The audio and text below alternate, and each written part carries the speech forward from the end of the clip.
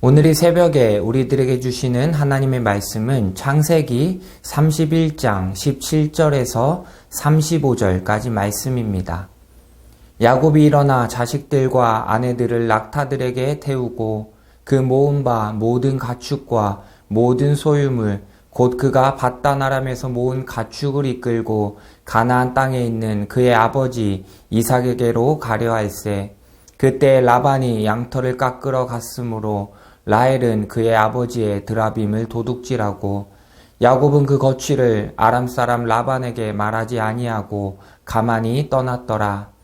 그가 그의 모든 소유를 이끌고 강을 건너 길르앗산을 향하여 도망한 지 3일 만에 야곱이 도망한 것이 라반에게 들린지라. 라반이 그의 형제를 거느리고 7일 길을 쫓아가 길르앗산에서 그에게 이르렀더니 밤에 하나님이 아람 사람 라반에게 현몽하여 이르시되 너는 삼가 야곱에게 선악간에 말하지 말라 하셨더라. 라반이 야곱을 뒤쫓아 이르렀으니 야곱이 그 산에 장막을 친지라. 라반이 그 형제와 더불어 길르앗산에 장막을 치고 라반이 야곱에게 이르되 내가 나를 속이고 내 딸들을 칼에 사로잡힌 자같이 끌고 갔으니 어찌 이같이 하였느냐. 내가 즐거움과 노래와 북과 수금으로 너를 보내겠거늘 어찌하여 내가 나를 속이고 가만히 도망하고 내게 알리지 아니하였으며 내가 내 손자들과 딸들에게 입맞추지 못하게 하였으니 내 행위가 참으로 어리석도다. 너를 해할 만한 능력이 내 손에 있으나 너희 아버지의 하나님이 어젯밤에 내게 말씀하시기를 너는 삼가 야곱에게 선악간에 말하지 말라 하셨느니라. 이제 내가 내 아버지 집을 사모하여 돌아가려는 것은 옳거니와 어찌 내 신을 도둑질하였느냐. 야곱이 라반에게 대답하여 이르되 내가 생각하기를 외삼촌이 외삼촌의 딸들을 내게서 억지로 빼앗으리라 하여 두려워하였음이니이다. 외삼촌의 신을 누구에게서 찾든지 그는 살지 못할 것이요 우리 형제들 앞에서 무엇이든지 외삼촌의 것이 발견되거든 외삼촌에게로 가져가소서 하니 야곱은 라헬이 그것을 도둑질한 줄을 알지 못함이었더라. 라반이 야곱의 장막에 들어가고 레아의 장막에 들어가고 두 여종의 장막에 들어갔으나 찾지 못하고 레아의 장막에서 나와 라헬의 장막에 들어가매 라헬이 그 드라빔을 가져 낙타 한 장 아래에 놓고 그 위에 앉은지라. 라반이 그 장막에서 찾다가 찾아내지 못하매 라헬이 그의 아버지에게 이르되 마침 생리가 있어 일어나서 영접할 수 없사오니 내 주는 노하지 마소서 하니라. 라반이 그 드라빔을 두루 찾다가 찾아내지 못한지라. 아멘. 오늘 이 새벽에 우리는 보호하시는 하나님의 은혜라는 제목을 가지고 함께 하나님의 말씀을 나누려고 합니다. 오늘 본문 초반의 내용을 보면 야곱이 자신의 자식들과 아내와 자신이 얻은 모든 소유물을 가지고 가나안 땅에 있는 아버지 이삭에게 가려고 합니다. 그런데 라반의 집을 떠나 아버지 이삭에게로 가는 과정을 보면 야곱은 당당하게 떠나는 것이 아니라 몰래 도망가는 것을 알 수 있습니다. 라반이 양털을 깎기 위해 멀리 가 있을 때 야곱은 마치 야반도주 하듯이 아무에게도 말하지 않고 라반의 집을 떠나고 있는 것입니다. 라반의 두 딸을 아내로 맞이했고 라반의 집에서 20년이나 라반을 위해 수고하고 헌신했는데 왜 야곱은 도망치듯이 라반의 집을 떠나야만 했을까요? 창세기 31장 2절의 말씀을 보면 야곱이 라반의 안색을 본즉 자기에게 대하여 전과 같지 아니하더라 라고 말씀하고 있습니다. 야곱은 누구보다 라반을 위해 헌신했습니다. 하지만 야곱의 재산이 많아지는 것을 보며 시기하였고 야곱이 자신의 재산을 다 빼앗아 간다고 생각했습니다. 그로 인해 야곱은 두려움을 느끼게 되었고 도망가고자 마음을 먹은 것입니다. 하지만 야곱이 도망하였다는 소식을 뒤늦게 들은 라반이 그의 형제들을 이끌고 7일 길을 쫓아갑니다. 단순히 쫓아간 것이 아니었습니다. 도망자를 추격하고 잡아들이기 위한 마음을 가지고 라반은 야곱을 쫓아간 것입니다. 그렇게 라반은 맹렬하게 야곱을 쫓아갔습니다. 그렇게 만나게 된다면 자신에게 이야기하지 않고 자신의 딸과 재산을 가지고 도망친 야곱을 해하고자 하는 마음도 있었을 것입니다.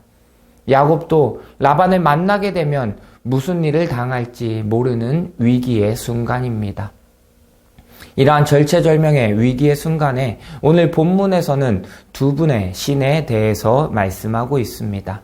한 분은 바로 하나님이시고 그리고 다른 하나는 라헬이 라반에게서 훔쳐온 드라빔이었습니다. 이스라엘 백성들이 믿는 하나님과 이방인들이 섬기는 드라빔이 이 상황 속에서 어떤 역할을 했을까요? 오늘 우리는 말씀을 통해서 함께 살펴보도록 하겠습니다. 라반이 야곱을 쫓아왔을 때 그 밤에 하나님께서 라반에게 나타나 말씀하셨습니다. 오늘 본문 24절의 말씀을 보면 밤에 하나님이 아람 사람 라반에게 현몽하여 이르시되 너는 삼가 야곱에게 선악간에 말하지 말라 하셨더라 라고 말씀하고 계십니다. 하나님께서는 라반이 어떤 마음을 갖고 있는지 잘 알고 계셨습니다. 라반이 어떤 마음을 갖고 야곱을 쫓아왔고 야곱을 만났을 때 라반이 야곱을 해할 수도 있다는 것을 알고 계셨습니다. 그래서 라반에게 미리 나타나 말씀하신 것입니다. 야곱에게 선악간에 아무 말도 하지 말라고 미리 라반에게 말씀하신 것입니다. 그렇게 하나님의 말씀을 들은 라반은 야곱에게 다른 말을 하지 않았습니다. 하나님께서는 그렇게 야곱의 삶을 보호해 주셨습니다. 야곱은 하나님께서 라반에게 말씀하셨다는 것을 알지 못했습니다. 하지만 그럼에도 야곱은 하나님의 도우심을 받았습니다. 우리의 삶도 이와 마찬가지입니다. 하나님께서는 우리의 삶을 보호해 주시고 우리를 인도해 주십니다. 우리가 하나님의 도우심을 직접 깨닫고 경험하는 순간도 있지만 우리가 알지 못하는 상황 속에서도 하나님께서는 우리의 삶을 인도해 주시고 우리를 보호해 주시는 분이십니다. 내가 어떤 위험 가운데 처해 있을지라도 나의 피할 길을 만들어 주시고 의의 길, 믿음의 길로 갈 수 있도록 인도해 주시는 분이 바로 하나님이신 것입니다.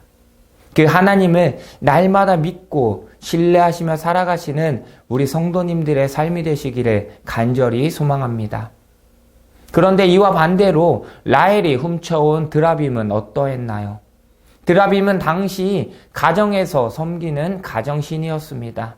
가정에서 만들어 놓고 가정의 복을 빌기 위해 섬기는 신이었던 것입니다. 라헬은 도망치면서 그 드라빔을 훔쳐온 것입니다. 당시 드라빔을 가진 사람이 그 가족의 재산을 상속할 권한을 가졌습니다.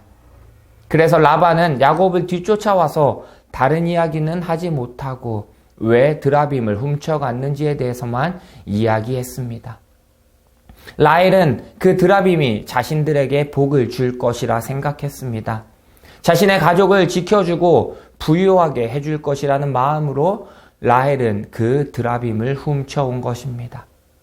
하지만 그렇게 생각했던 그 드라빔은 그들에게 아무런 도움이 되지 못했습니다.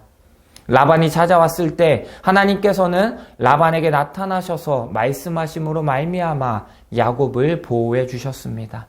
하지만 드라빔은 우상에 불과했던 것입니다. 드라빔은 야곱과 그의 가족을 보호해 줄 수 없었습니다. 그들에게 아무런 복도 줄 수 없었습니다. 오히려 드라빔을 훔침으로 인해서 발각된다면 죽을 수도 있는 상황에 처하게 만들었던 것입니다. 우리가 살아가면서 세상의 많은 것들을 쫓아 살아가게 됩니다. 세상의 것들이 우리들에게 부유함을 주고 우리에게 복을 줄 것이라 생각합니다. 우리를 세상 가운데 당당하게 살아갈 수 있게 만들어줄 것이라 생각합니다. 하지만 세상의 것은 우리를 강하게 만들어주지 못합니다. 그리고 우리에게 복을 주지 못합니다. 오히려 그것은 우리를 무너뜨리게 됩니다. 우리를 사망의 길, 파멸의 길로 인도하는 것입니다. 라헬이 드라빔을 소유했다가 죽음의 위기를 겪었던 것처럼 우리가 세상의 것을 탐하고 소유하려고 할 때 우리가 절망 가운데 살아갈 수밖에 없게 되는 것입니다. 기독 뉴스를 보면 종종 이단에 빠졌던 사람들의 모습에 대해 이야기하는 것을 볼 수 있습니다. 이단에 빠진 사람은 그것이 마치 진리이며 전부인 것처럼 그 이단에 빠져들어 섬기게 됩니다. 자신이 믿는 그 신이 전부이며 그 신만이 자신을 구원해 줄 수 있다고 생각합니다. 그래서 그들은 그 신들을 위해 자신의 재물을 바치고 자신의 몸을 바칩니다. 심지어 자신의 목숨까지도 아끼지 않고 바치는 모습들을 보여주기도 합니다. 그리고 그렇게 할 때 그들은 자신들이 믿는 그 신들로부터 복을 받게 될 것이라고 생각합니다. 하지만 그들에게 돌아오는 것은 그들이 바라는 복이 아니라 분쟁과 파멸입니다. 그들에게 돌아오는 것은 절망과 어두움 뿐입니다. 세상과의 단절이며 가족과의 단절이 일어나게 되는 것입니다.